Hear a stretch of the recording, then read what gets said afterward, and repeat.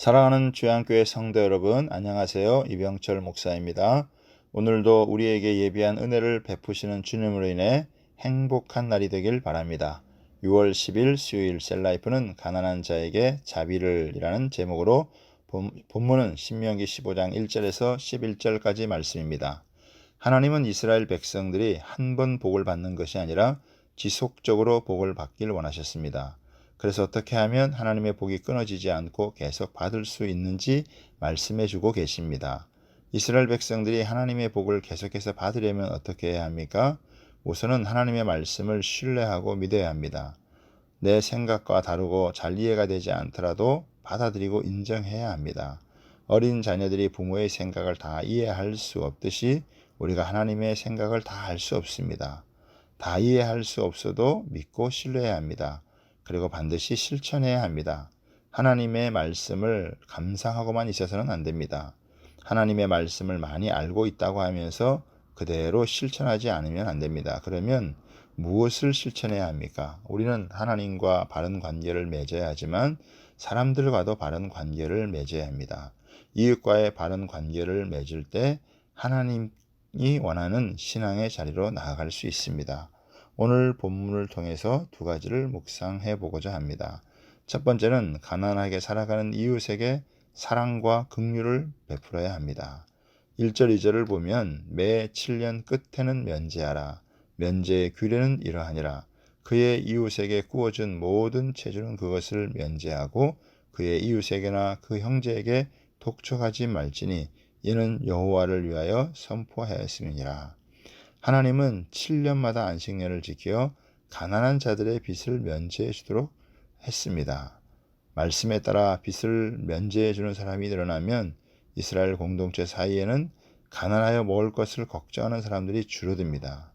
이방인들에게는 독촉해서라도 받아야 하지만 같은 유대인들에게는 독촉하지 말고 면제를 해 주라고 합니다. 사람에게 제일 무서운 것이 빚입니다. 빚을 갚지 못하면 얼마나 시달리는지 모릅니다. 경매에 들어가고 완전히 알거지가 됩니다. 사람의 순간적인 욕망이나 충동, 욕심 때문에 빚을 질 수 있습니다. 그렇기 때문에 조심해야 합니다.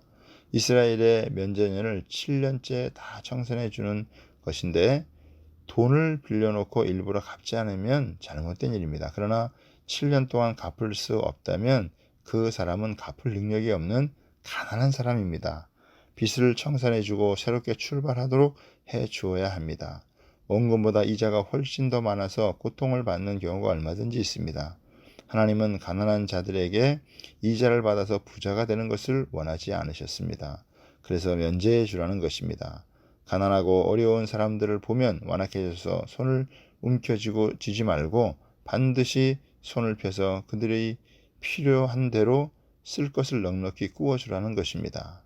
그러면 하나님께서 복을 주실 것을 약속하셨습니다.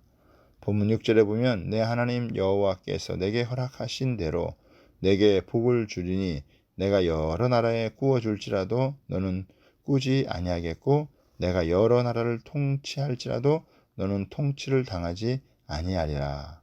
두 번째는 가난한 형제들에 대한 지침입니다. 7절 8절에 보면 내 하나님 여호와께서 내게 주신 땅 어느 성읍에서든지 가난한 형제가 너와 함께 거주하거든 그 가난한 형제에게 내 마음을 완악하게 하지 말며 내 손을 움켜쥐지 말고 반드시 내 손을 펴서 그에게 필요한 대로 넉넉히 구워주라 라고 했습니다.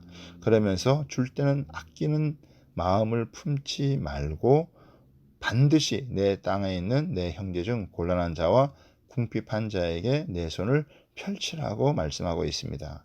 가난은 한 번쯤 거쳐가야 하는 훈련인 경우가 많습니다.